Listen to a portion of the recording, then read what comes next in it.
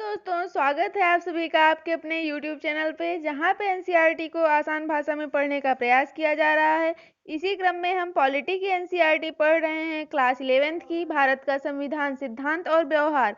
इसके 8 chapter complete हो गए हैं। आज हम देखेंगे इसका अगला चैप्टर, संविधान एक जीवंत दस्तावेज। तो आइए देखते हैं इस चैप्टर में कैसे बताया गया है कि संविधान एक जीवंत दस्तावेज के रूप में है।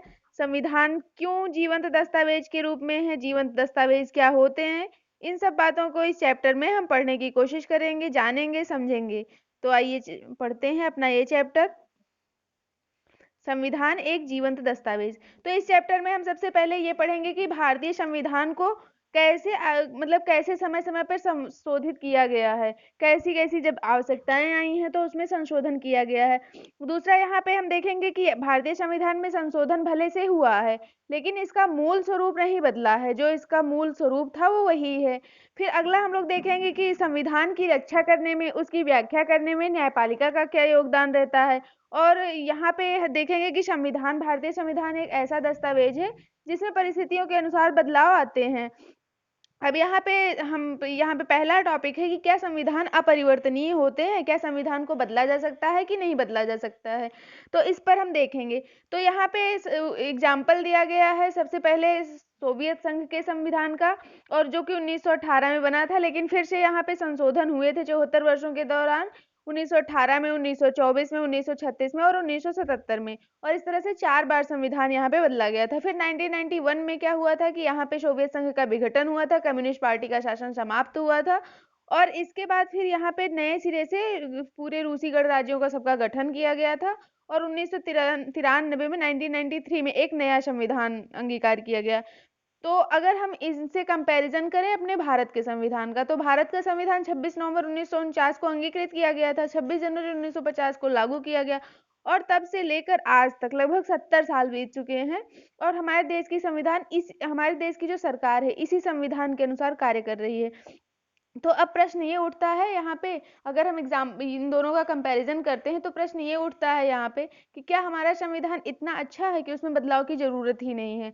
क्या फिर हमारे जो संविधान निर्माता थे वो बहुत ज्यादा अच्छे थे कि उन्होंने इतना दूरदृष्टि से बनाया संविधान कि उसमें कुछ जो आगे आने वाली घटनाएं हैं, आने वाली घटनाएं, समस्याएं हैं, उनके अनुसार भी कार्य करने की क्षमता थी, इसीलिए तो बदलाव नहीं हुआ। तो इस तरह से हम देखेंगे, इन सारे प्रश्नों का उत्तर इसी में मिलेगा। तो यहाँ पे हम देखेंगे कि कैसे हमारा संविधान इतने दिन से लगातार काम करते चला आ रहा है। तो फिर अगर हम अपने संविधान की विशेषताओं को देखो तो यहाँ पे संविधान का संशोधन हमारे यहाँ पे किया जा सकता है। और दूसरी बात ये है कि जो व्यवहारिक कामकाज होता है संविधान में, उसमें ये बार बार जो संवैधानिक व्याख्याएं हैं उनको की जाती है। अगर कहीं पे कोई प्रॉब्लम होती है तो न्यायपालिका संविधान की व्याख्या करने के लिए तत्पर रहता है। तो इस तरह से जो हमारा संविधान है वो लचीलापन है उसमें, और इसी तरह से जो भी आने वाली परिस्थितियों, जो भी परिस्थितियां आती हैं, जैसी परिस्थितियां आती हैं उसी के अनुसार संविधान में बदलाव किया जाता है। तो यही कारण है कि हमारा संविधान इतने दिन से चला आ रहा है।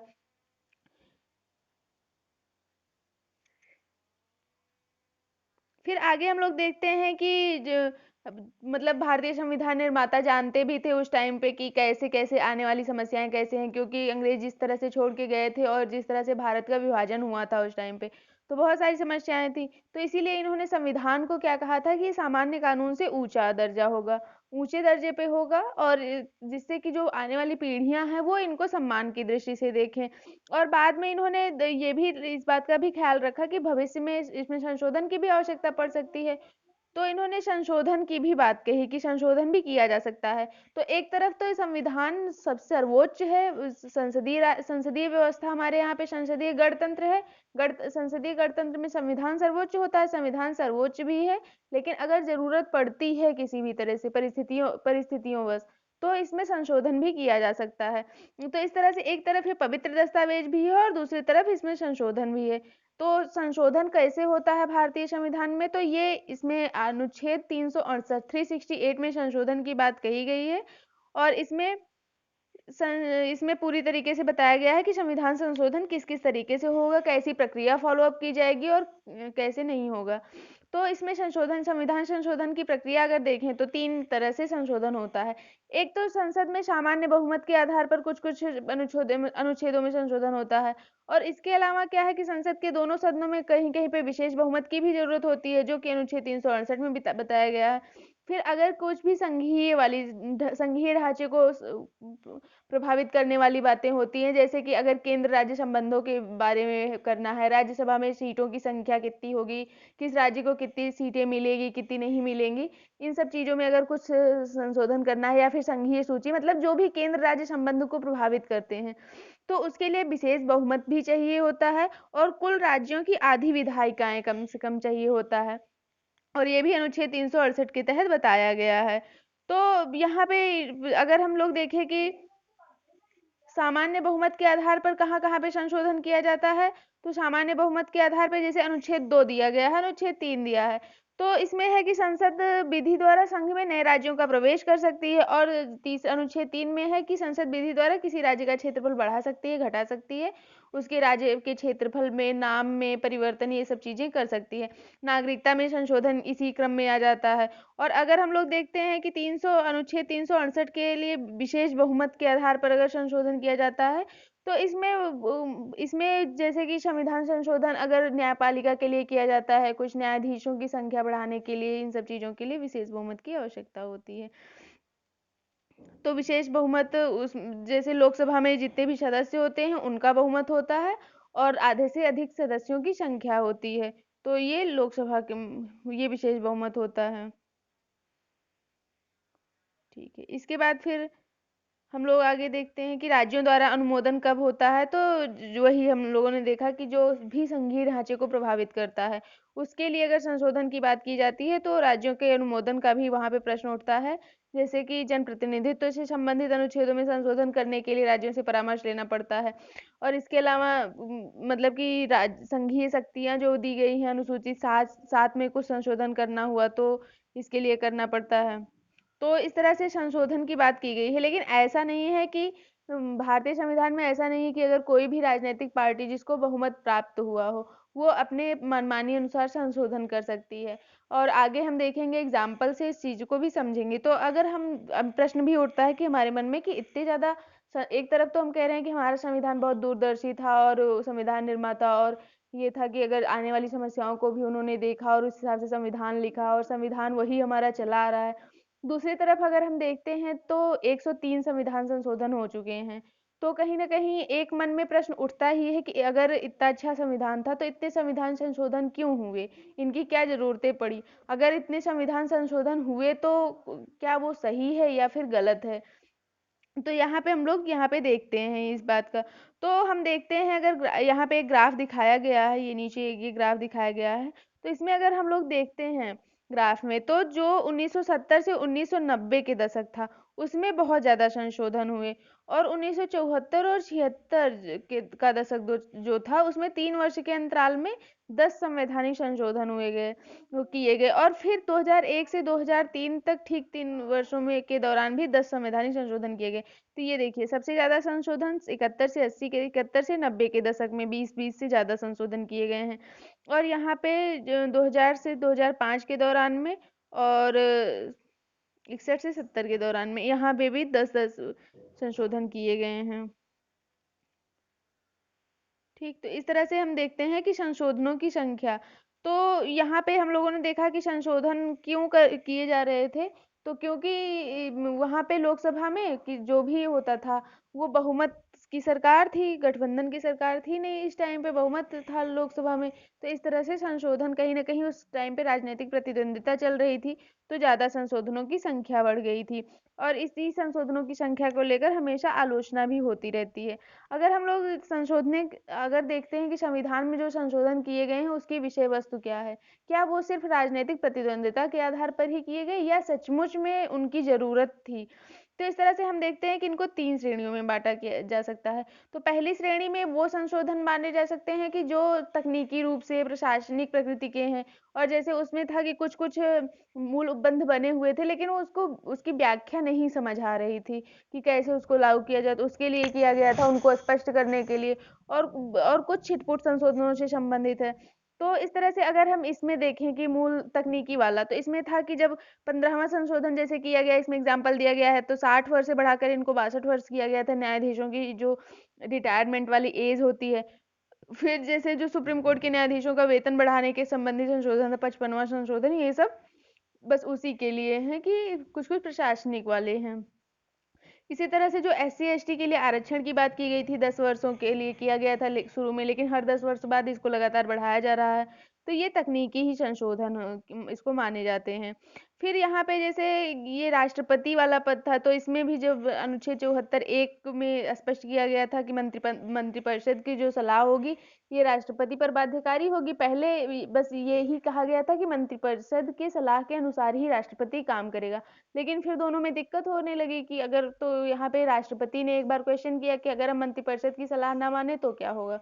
तो इसके लिए यहाँ पे किया गया कि मंत्रिपरिषद की सलाह के अनुसार ही राष्ट्रपति कार्य करेगा, और ये बाध्यकारी बनाने के लिए भी यहाँ पे संशोधन किया गया।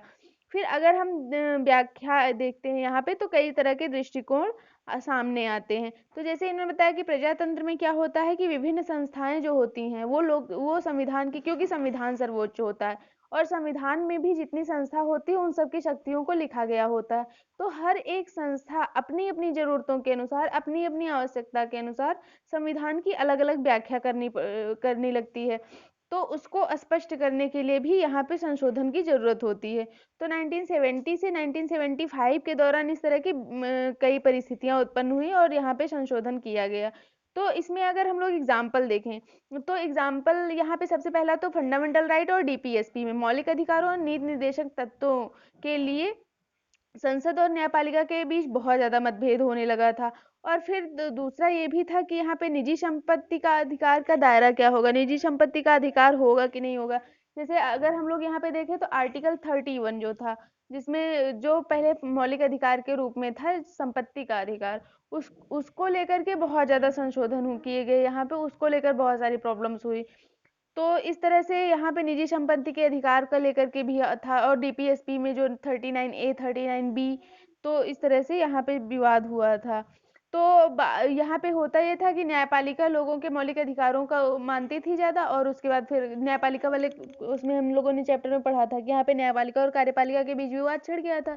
न्यायपालिका कह रही थी कि इस तरह से आप संशोधन नहीं कर सकते हैं, और फिर कार्यपालिका बार बार संशोधन कर दे रही थी, तो यहाँ पे प्रॉब्लम हो गई थी।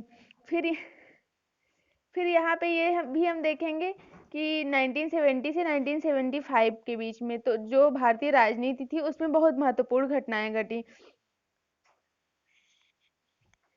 तो यहाँ पे फिर अगला देखते हैं कि सिर्फ संशोधन राजनीतिक सहमति से, मतलब राजनीतिक आम सहमति से संशोधन किए जा सकते थे। ऐसा नहीं था कि बस वो राजनीतिक प्रतिद्वंदिता के लिए ही किए जा रहे थे। तो यहाँ पे अगर हम इसमें इस श्रेणी में अगर आते हैं, तो इसमें 1984 के बाद जो संशोधन किए गए हैं वो ज्यादातर इस श्रेणी में आते हैं। तो यहाँ पे गठबंधन सरकारें थी। अब हम लोगों ने देखा था कि जहाँ पे सरकारें थी, इसमें हम देखते हैं कि सबसे पहले जहाँ पे सरकारें थी, अस्थाई सरकारें, वहां पे ज्यादा संशोधन हुए थे। लेकिन अगर हम 1984 के बाद के संशोधन को देखते हैं, तो वहां पे गठबंधन सरकारें काम कर रही थी, और गठबंधन सरकारों में होता यह था कि बहुत सारी पार्टियों का प्रतिनिधित्व होता था और सबको मनाना पड़ता था किसी भी एक संशोधन के लिए, लेकिन तब भी सब लोग वहां पे माने थे। और इस तरह से ये एक दिखाता है कि वहां पे राजनीतिक एक तरफ राजनीतिक प्रतिद्वंदिता थी कुछ कुछ संशोधनों में, लेकिन कभी कभी राजनीतिक आम सहमति भी बन रही थी। जैसे इसमें 52वां संशोधन हुआ था दल बदल विरोधी कानून का, और 91वां संशोधन हुआ था 91st कॉन्स्टिट्यूशनल अमेंडमेंट, जिसमें ये कहा गया था कि जो भी मत देने की दल बदल विरोधी कानून जो था 52वां संविधान संशोधन, और 91वां संविधान संशोधन, जिसमें कहा गया था कि जो मंत्रिपरिषद का आकार है उसको घटा करके 15% ही किया जाएगा। तो इस तरह से यहाँ पे 73rd 74th कॉन्स्टिट्यूशनल भी अमेंडमेंट भी हुआ। तो इस तरह से यहाँ पे देखा गया कि राजनीतिक आम सहमति भी बन रही थी संशोधनों के लिए। फिर यहाँ पे कुछ कुछ संशोधन तो बहुत विवादास्पद भी थे। तो जैसे इसमें है कि 1971 से 1976 के बीच में जो था, उसमें ज्यादातर होता ये था कि ऑटोक्रेटिक गवर्नमेंट ऑटोक्रेसी की तरीके से काम कर रही थी, तो जो विपक्ष होता था इन संशोधनों को संदेह की दृष्टि से ही देखता था। जैसे 38वां संविधान संशोधन है, 39वां है, 42वां है, ये बहुत ही ज्यादा विवादास्पद रहे हैं। और यहाँ पे था कि जून 1975 में जब आपातकाल की घोषणा की गई थी, तो घोषणा आपातकाल की घोषणा के बाद क्या हुआ था कि सारे विपक्षी दल तो जेल में बंद थे, तो सिर्फ जो रूलिंग पार्टी थी उसी के लोग रहते थे, वहीं संसद में रह काम करती थी और वहीं पे सारे संशोधन किए गए। फिर बाद में जब जैसे कि 42वां संविधान संशोधन बहुत ही ज्यादा बड़ा था और इसमें बहुत सारे प्रावधानों को बदला गया था, इसीलिए इसे लघु संविधान की भी संज्ञा दी जाती है। और ये क्वेश्चन बहुत बार आ चुका है कि किस संविधान संशोधन को लघु संविधान की संज्ञा दी जाती, तो 42वां संविधान संशोधन था।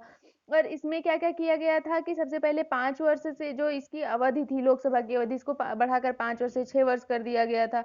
और भी बहुत सारी चीजें की थी। तो मतलब इसमें क्या किया गया था कि संविधान की प्रस्तावना में परिवर्तन किया गया था, 7वीं अनुसूची में परिवर्तन किया गया था और 53 आर्टिकल्स में परिवर्तन किए गए थे।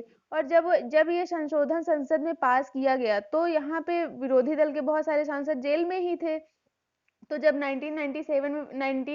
1977 में फिर से चुनाव हुए और सत्ताधारी दल जो कांग्रेस की हार हुई थी, तो इसमें जो 38वां 39वां और 42वां संविधान संशोधन था, इसके इसमें जो परिवर्तन किए गए और ये 43वें और 44वें संविधान संशोधन से इनको निरस्त भी कर दिया गया था।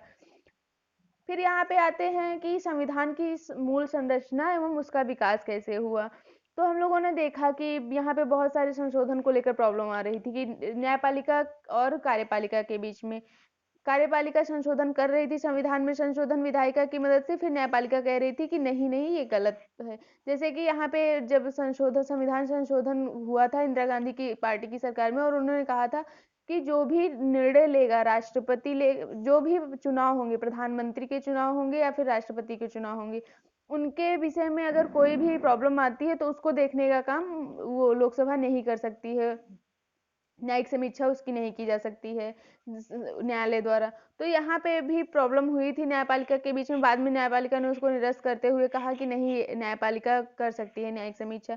तो इस तरह से यहाँ पे संविधान की मूल संरचना का सिद्धांत दिया गया था। और ये 1973 में जब केशवानंद भारती का केस आया था, तो उसमें इन्होंने ये सिद्धांत दिया था। और इसमें ये था कि हाँ, इसमें कैसे कैसे दिया गया था, तो इसमें संविधान, इस निर्णय के द्वारा क्या किया गया था कि संविधान के संशोधन की शक्तियों की सीमाएं निर्धारित की गई थी। फिर ये था कि इसमें क्या किया गया था कि जो संविधान के किसी या सभी भागों में संपूर्ण संशोधन की अनुमति देता था, तो इस तरह से इसको निरस्त कर दिया गया था। और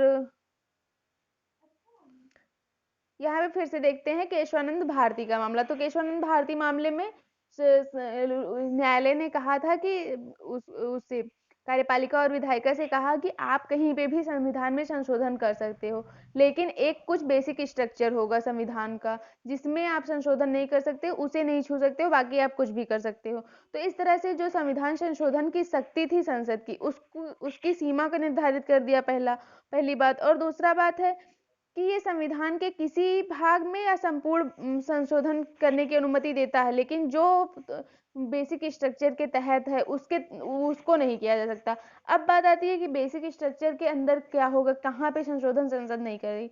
तो ये न्यायपालिका ने नहीं बताया। इन्होंने बताया कि इन्होंने कहा कि समय समय पर यहाँ पे बेसिक स्ट्रक्चर की चीजों को हम जोड़ेंगे, एक लिस्ट होगी, ओपन लिस्ट होगी, और जो भी चीज उस लिस्ट में जुड़ जाएगा आप उसमें संशोधन नहीं कर सकते हैं। तो इस तरह से केशवानंद भारती के केस में जब 1973 का आया, तो यहाँ पे जो संविधान संशोधन था उसकी चीजों को लेकर के स्पष्टीकरण हुआ। इसके बाद भी हम लोगों ने देखा था कि यहाँ पे जो संशोधन हुए थे, ये बुनियादी संरचना के सिद्धांत से, मतलब कि जो संविधान का था कि कठोरता और लचीलेपन के बीच संतुलन और मजबूती से यहाँ पे हुआ था। और यहाँ पे संविधान के कुछ हिस्सों को संशोधन के दायरे से बाहर रखने और उनके कुछ हिस्सों को संशोधन प्रक्रिया में अंतर्गत लाने से कठोरता और लचीलेपन के संतुलन। अच्छा, भारतीय संविधान को हमेशा कठोर और लचीलापन माना जाता है कि उसकी कुछ कुछ कठोर चीजें और कुछ कुछ लचीलेपन है। तो यहाँ पे उन दोनों के बीच में जो संतुलन था उसकी पुष्टि हुई थी केशवानंद भारती की केस की, कि हाँ, यहाँ यहाँ पे संविधान संशोधन किया जा सकता है और यहाँ यहाँ पे नहीं किया जा सकता। इस तरह से कई सारी जो उदाहरण है वहाँ पे दिखाई देता है कि संविधान की समझ को बदलने में न्यायिक व्याख्याओं की भी बहुत महत्वपूर्ण भूमिका रहती है। जैसे कि नौकरी और आरक्षण की जो सीमा थी उसको तय करने में वो उन्होंने कहा था न्यायपालिका ने कि सीटों की संख्या जो आरक्षण की होगी वो 50% से ज़्यादा नहीं हो सकती है। इसके अलावा है न्यायपालिका ने यहाँ पे शिक्षा, जीवन की स्वतंत्रता, अल्पसंख्यक समूहों की संस्थाओं की स्थापना, इन सब को लेकर भी कई सारे संशोधन किए हैं। अच्छा, यहाँ पे एक आया था 2000 के दशक में, तो यहाँ पे कहा गया था कि संविधान में इतने संशोधन हो रहे हैं, तो इससे अच्छा है कि क्यों ना हम अपने संविधान को बदल लें। तो इसमें एक 2000 में एक समिति का गठन हुआ था और ये मुख्य न्यायाधीश श्री वेंकट चलैया की अध्यक्षता में एक आयोग का गठन हुआ था। इन्होंने पूरा सब पे मतलब कि पूरी कामकाज की समीक्षा करना था इनको संविधान के।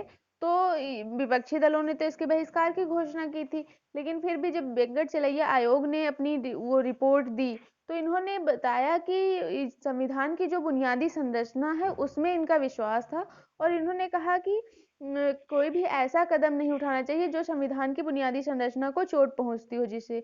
और इस तरह से इन्होंने उसको माना और इन्होंने कहा कि नहीं, संविधान को बदलने की जरूरत नहीं है, हमारा संविधान जो है वो हमारी आवश्यकताओं को पूरा कर रहा है। अब संविधान एक जीवंत दस्तावेज कैसे है, जो कि ये चैप्टर का ही नाम है। तो इन्होंने कहा कि संविधान क्या है कि एक जीवित प्राणी की तरह से है। जैसे जीवित प्राणी होता है, जैसे कि मनुष्य होता है, उसको जब जब जीवन में जैसी जैसी परिस्थितियां आती हैं उसी के अनुसार वो ढल जाता है या फिर उसी के अनुसार चीजों को बदलने का प्रयास करता है।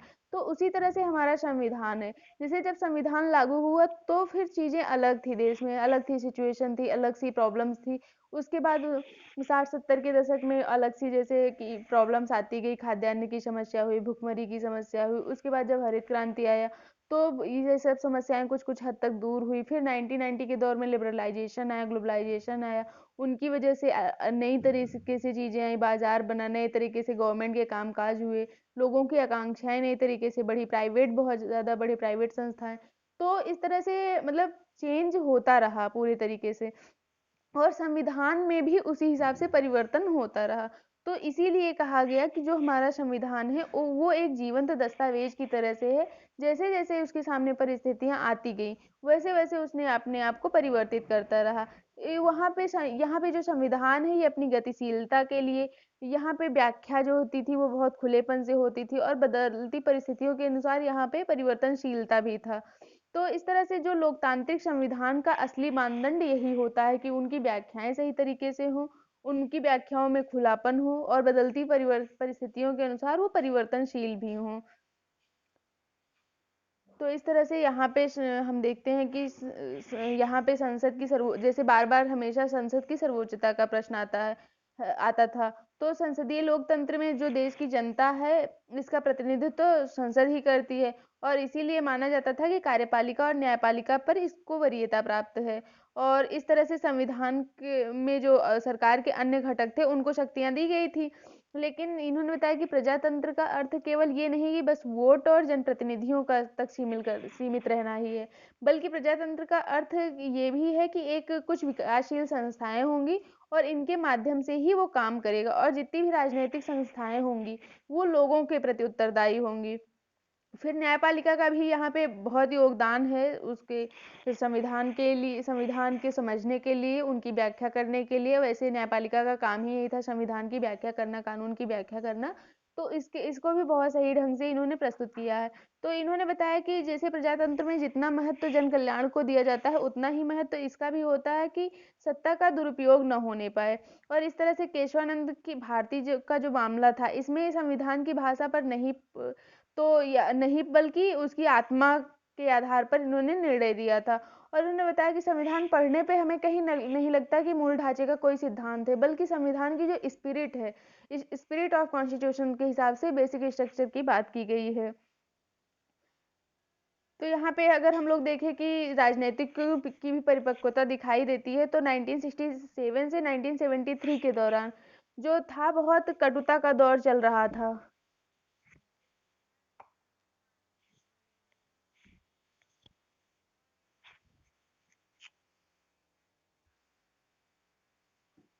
तो यहाँ पे अगर देखते हैं कि राजनीतिक की परिपक्वता कैसे दिखाई देती है तो 1967 से 1973 के दौरान बहुत कटु विरोधाभास का दौर था। इसमें संसद और कार्यपालिका को लगा कि एक संतुलित और दीर्घकालिक समाधान की आवश्यकता की जरूरत महसूस हुई, और इसमें इन्होंने कहा कि 42वां संविधान संशोधन किया गया और संसद की सर्वोच्चता स्थापित की गई। लेकिन जब मिनर्वा मिल्स का केस आया तो इसमें न्यायालय ने जो अपना निर्णय था पहले वही दोहराया, और इसमें जो यहाँ पे केशवानंद भारती का केस था उसके बाद फिर इन्होंने कहा कि केशवानंद भारती का जो केस था, इन्होंने क्या किया कि संविधान का जो व्याख्या थी उसमें बहुत महत्वपूर्ण भूमिका अदा की, और जो उस टाइम के राजनीतिक दल थे, राजनेता थे, सरकार और संसद ने भी इस मूल संरचना के विचार को समझा और उसे स्वीकार किया। तो इस तरह से जो संविधान सभा के सदस्य जो थे नेहरू के समय के ही, वो हमेशा व्यक्ति की गरिमा, आज़ादी, सामाजिक आर्थिक समानता, जनता की खुशहाली और राष्ट्रीय एकता में विश्वास करते थे।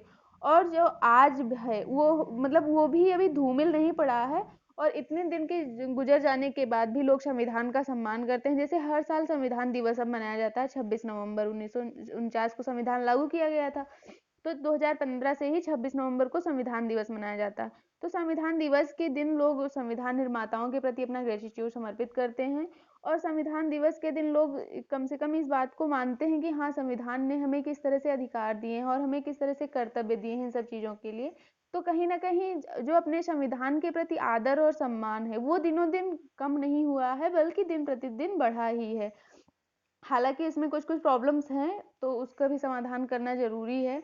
तो इसमें अगर हम लोग देखते हैं इस चैप्टर में, तो इसमें सब बुनियादी सबसे बड़ी समस्या ये आती है कि बुनियादी संरचना, क्योंकि न्यायालय ने बताया नहीं है कि बुनियादी संरचना में कौन कौन सी चीजें हैं। तो बुनियादी संरचना में कौन कौन से तत्व निहित हैं, इसको लेकर के बहुत ही ज्यादा अनिर्णय की स्थिति बनी हुई है, और हमें मतलब और इस पे बहस होती रहती है। लेकिन बहस जो है वो किसी भी लोकतांत्रिक राजनीति का अनिवार्य अंग होता है, और वैचारिक स्तर पर मतभेद हो सकते हैं, होने भी चाहिए, तभी नए विचारों का सृजन होता है। तो इस तरह से हमें क्या करना चाहिए कि जो बहस है वो एक मर्यादित तरीके से ही हो, और इस तरह से अगर हम देखें ओवरऑल, अगर पूरा देखें तो हमारा जो लोकतांत्रिक संविधान रहा है वो हमेशा से सफल रहा है, और कहीं कहीं पे निर्णय जनता के हाथों में हमेशा अंततः रहा है, और जन कल्याण के अभिप्राय को लेकर के अगर दो संगठन है तो उनके बीच में विरोधाभासी परिस्थितियां हैं, किसी वो अलग तरीके से कोई करना चाहता है, कोई अलग तरीके से करना चाहता है। लेकिन जो जन कल्याण की बात है और राजनीति का जो अंतिम लक्ष्य जनता की आजादी और खुशहाली है लोकतांत्रिक राजनीति का, वो अभी भी धूमिल नहीं हुआ है। उसमें हालांकि उसमें कुछ प्रॉब्लम्स हैं, बट अभी भी जो मेन उद्देश्य है वो भी बना हुआ है।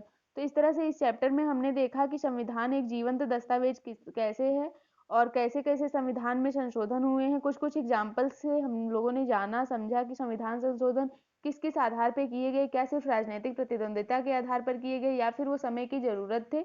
इन सब चीज़ों को हमने जाना समझा, और अब यहाँ पे मिलते हैं अपने नेक्स्ट वीडियो में, नेक्स्ट चैप्टर, जो कि इस बुक का आखिरी चैप्टर होगा। और इस तरह से ये बुक पूरी कंप्लीट हो जाएगी, तो हम लोग इसका 11th की एनसीईआरटी जो पॉलिटी की है उसका सेकेंड पार्ट, पॉलिटिकल थियरी वाला जो पार्ट है उसको पढ़ने की भी कोशिश करेंगे, और जानेंगे समझेंगे यहाँ पे बहुत सारी चीज़ों को। तो मिलते हैं अपने नेक्स्ट वीडियो में, तब तक आप अपना ध्यान रखिए, एनसीईआरटी को पढ़ते रहिए, वीडियो को देखते रहिए। Thank you.